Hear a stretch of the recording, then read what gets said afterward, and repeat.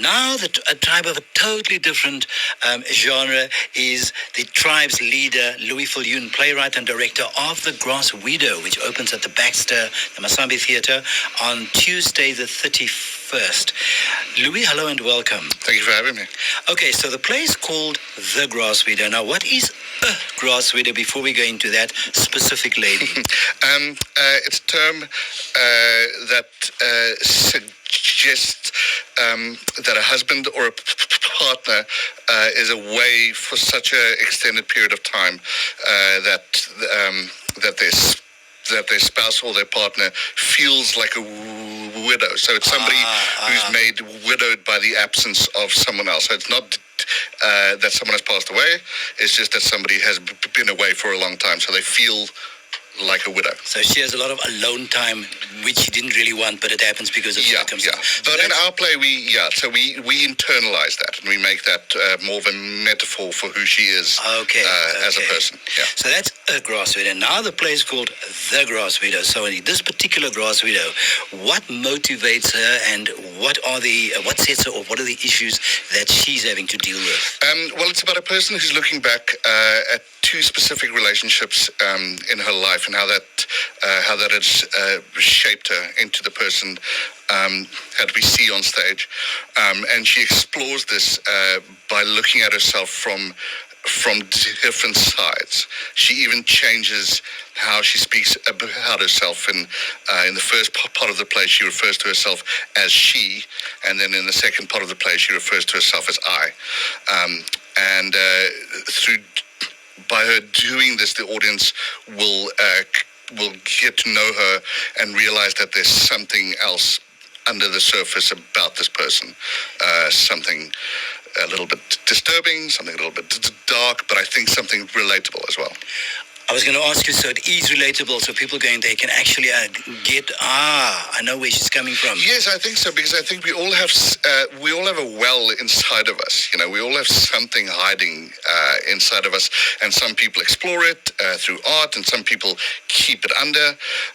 But we all have something, and it's not necessarily a terrible thing, but we all have things in us that might cause an uneasy night's sleep.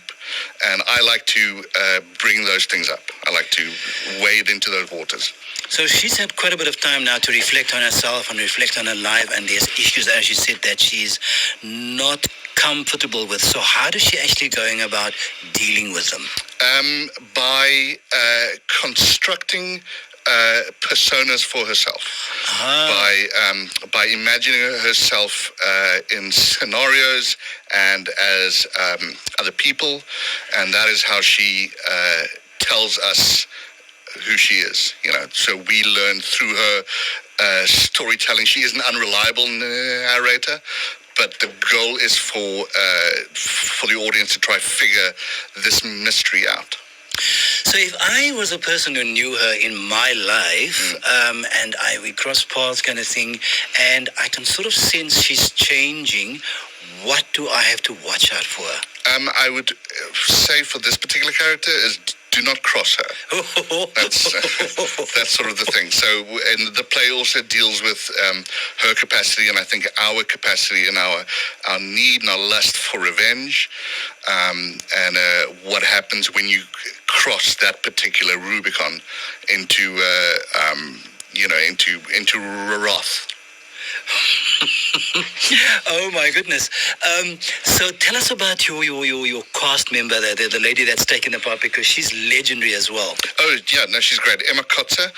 We've worked together before a few years ago on a play called Oh Baby, I'm a Wild One, and she's just a tremendous actor. She's fun to work with. She's intuitive. She's hardworking. She's focused, and both of us have kind of been out of the game for a few years because of the everything that's happened in the world and the shutdown of independent theatre.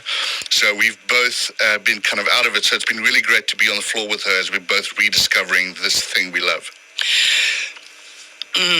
So we discovered that the play is quite relatable. So would you say once what and would men and women get life lessons from there, men as well as women, or is it aimed mostly at women?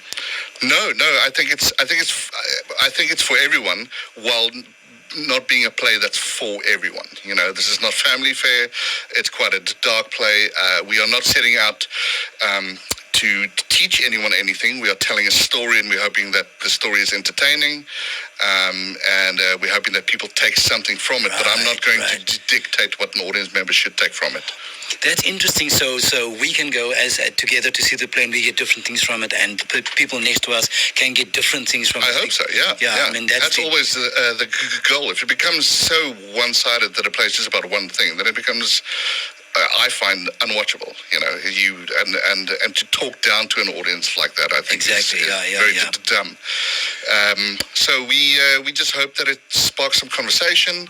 If nothing else, we hope you are entertained and that you have a glass of wine. And I think it's going to spark a lot of conversations. Now, you work with a great creative team. Who are the other members of your team? Stage management. It's a very small team, so it's me and Emma, and then we have a designer called Kieran McGregor, who's a young, exciting guy. He's done some work. He's just excellent. So it's a very small team. It's just the three of us. We're working with no money whatsoever. So we're hoping just to start at zero and build a play and tell an honest story and have it be fun. Well, not necessarily fun, but an entertaining night at the theatre. Louis Viljoen, award-winning Louis Viljoen, and his plays are normally, and he's very humble. He's very sort of humble here today, but and the plays that it really challenges you and makes you think, which is great, and it is entertaining in a way that you talk for weeks about it afterwards. And I'm thinking this one, by the sound of it, is going to be exactly that one as well. And the play, yes, it's going to be. And the play is called The Grass Widow, and it takes place at the Baxter Masambe Theatre, which in itself is a perfect venue for that because it is small already, so you're close to the stage. Very intimate. Exactly so. And then you can book at Web Tickets, and it runs from Tuesday the 31st until Saturday the 11th of February. And I'm going to say, as far as Louis Viljoen is concerned, watch this space for future things. Louis, thanks so much for stopping by. Thank you so much. And I wish you the best of luck with you and your rather brilliant team. Thanks, Hadley. Thank you.